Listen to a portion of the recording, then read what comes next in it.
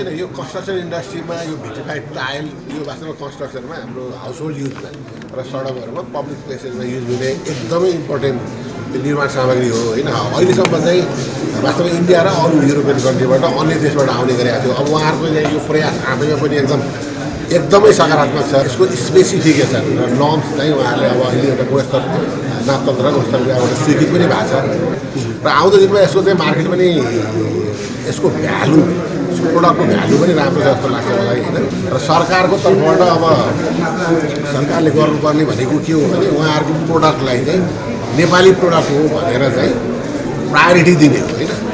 राज्यले दिनुपर्ने उहाँहरूलाई होइन उहाँहरूको उद्योगलाई दिनुपर्ने छुट अथवा सहुलियत होइन अथवा कसरी हुन्छ प्रमोट चाहिँ गर्नुपर्छ र राज्यले यो तर्फ चाहिँ पक्कै पनि विचार गर्छ। हाम्रो सार्वजनिक खरिद कानुनमा पनि नेपाली प्रोडक्ट नै प्रयोग गर्ने अवस्था भयो भने विदेशी भन्दालाई भन्दा प्राथमिकता दिने भन्ने पनि र छुटको पनि कुराहरू पनि छ होइन।